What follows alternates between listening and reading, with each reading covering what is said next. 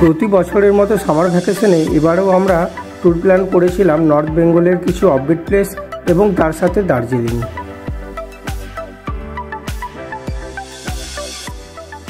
এবারের অফবিট প্লেসে আমরা যেটাতে গেছিলাম তার নাম হলো মিম টি গার্ডেন। এটি মিম বস্তি নামে পরিচিত।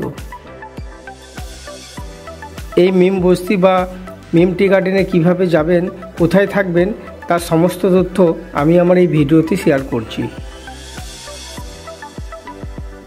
এই মিম টি গার্ডেন খুব সুন্দর, চারিদিকে চায়ের বাগান এবং এই চায়ের বাগান থেকে খুব সুন্দর পাহাড়ের দৃশ্য দেখা যায়।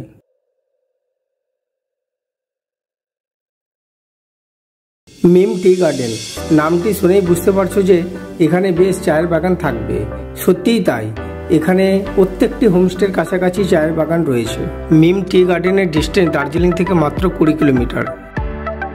যারা নিরিবিলি অফবিট পছন্দ করেন তাদেরকে অবশ্যই আমি রিকোয়েস্ট করব একবার মিম টি গার্ডেনে ঘুরে আসার জন্য।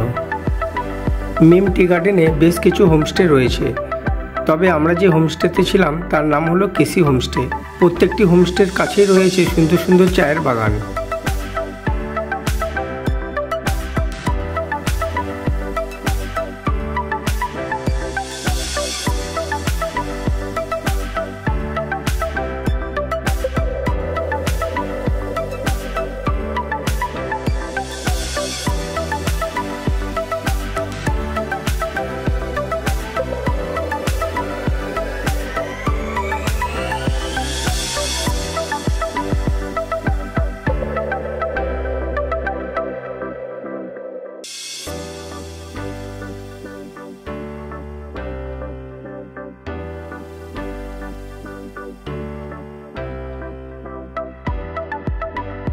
যদি তোমরা শেয়ার গাড়িতে আসতে চাও তাহলে এনজিপি থেকে ডাইরেক্ট সুখিয়া পুকুরি আসতে হবে, যার ভাড়া হচ্ছে 250 থেকে 300 টাকা জনপ্রতি।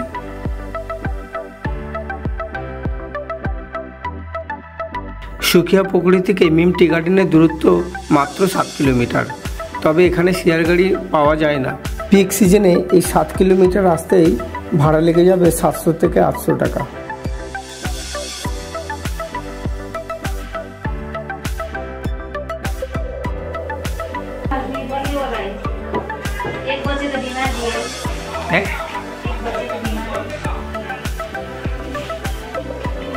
वो लोग कितने बजे डिनर करेगा?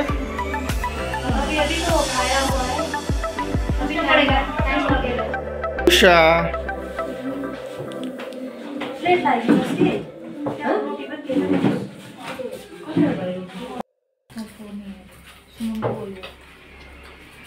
ठीक है, बाबा तो आज से जाता। चिकन ভেন্ডি তরকারি। দেখো এই চিকেনটা কিন্তু ঠিক আছে। মিরিকের চিকেনটা এই কেসি হোমস্টেতে থাকতে গেলে খরচ পড়বে 1500 টাকা করে জনপ্রতি। তবে হোমস্টেটি নতুন উদ্বোধন হওয়ার জন্য আমার মেয়ের কোনো টাকা ওরা ধার্য করেনি। 3 জনে আমরা দিয়েছিলাম টোটাল 3000 টাকা। তবে বাচ্চার বয়স 5 থেকে 10 বছরের জন্য ওরা 50% চার্জ নেয়।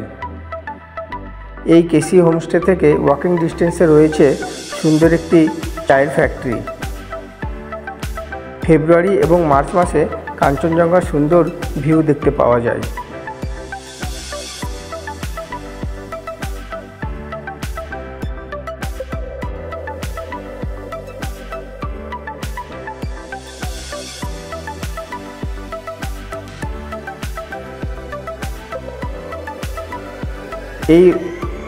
এই হোমস্টের ওনারের ছেলের নাম সঙ্গম, খুবই ভালো আর হেল্পফুল ছেলে। দুজন মানে প্রচুর মেহনতি, মানে ওরা এত গেস্ট এসছে, পুরো সবার জন্য একা হাতে রান্না খুব টেস্টি ছিল, খুব ভালো লাগলো থেকে আমাদের, খুব ভালো মানুষ।